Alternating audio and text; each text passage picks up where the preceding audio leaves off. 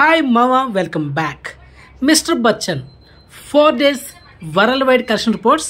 మొదటిగా మన తెలుగు రాష్ట్రాలైన ఆంధ్రప్రదేశ్ అండ్ తెలంగాణలో ఈ సినిమా 4 రోజులకి 6,51,00,000 నెట్ కలెక్షన్ చేసింది. మరి గ్రాస్ చూసుకుంటే 10,51,00,000. ఇక కర్ణాటక, రెస్ట్ ఆఫ్ ఇండియా ఈ రెండు కలిపి 42 లక్షలు నెట్ కలెక్షన్ చేసింది. ఇక ఓవర్సీస్ లో 53 లక్షలు నెట్ కలెక్షన్ చేసింది. ఇక ఈ సినిమా total worldwide net collection చూసుకుంటే 7,46,00,000. ఇక ఈ సినిమా టోటల్ వరల్డ్ వైడ్ గ్రాస్ చూసుకుంటే 12,05,00,000. సో ఓవరాల్ గా ఈ సినిమా థియేటర్కల్ బిజినెస్ చేసింది 31 కోట్లు. మరి బ్రేక్ కొట్టాలంటే 32 కోట్లు నెట్ కలెక్షన్ చేయాలి. సో ఈ సినిమా నీడ్ అనదర్ ఇంకొక 24,54,00,000 నెట్ కలెక్షన్ చేయాలి. అది మ్యాటర్ మామ. అసలు మ్యాటర్ ఏంటంటే కంటిన్యూగా ఒక 4 రోజులు హాలిడేస్ వచ్చింది మామ.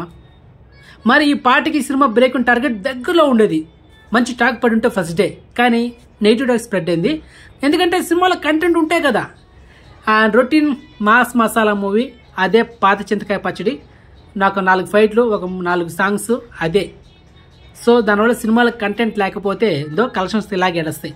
సో ఓకే, సినిమాలకు కంటెంట్ లేదనుకో, అలా లేనప్పుడు ఏం చేయాలా, సపరేట్గా ఒక సింగిల్ డేట్లో ఏ సినిమా లేకుండా చూసుకొని సపరేట్గా రిలీజ్ చేయాలి. అలా కాకుండా 4-5 సినిమాలు ఒకే రోజు రిలీజ్ అయ్యి ఈ సినిమా కూడా అదే డేట్లో వస్తే ఇలాగే ఏడుస్తుంది అనమాట.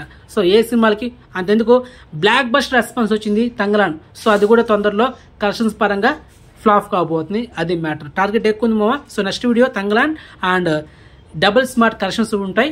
అది మ్యాటర్ మామ. సో మొత్తానికి షెడ్కి అయితే పోబోతుంది మిస్టర్ బచ్చన్ తొందరలో. అండ్ డబుల్ స్మార్ట్ కూడా షెడ్కి వెళ్తుంది మామ.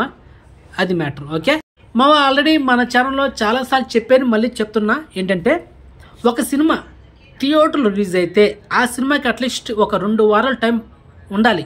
ఎందుకంటే ఆ 2 వారాల్లో ఆ సినిమా మిక్సీ టాక్ వచ్చినా సూపర్ టాక్ వచ్చినా మ్యాక్సిమం బ్రేక్ ఉంటారు కొట్టేస్తుంది, ఇంచుమించు దరిదాపులకు వస్తుంది అనమాట.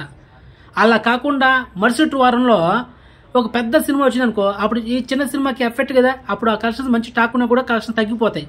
దీనివల్ల ఆ సినిమాకి ఎఫెక్ట్ పడుతుంది.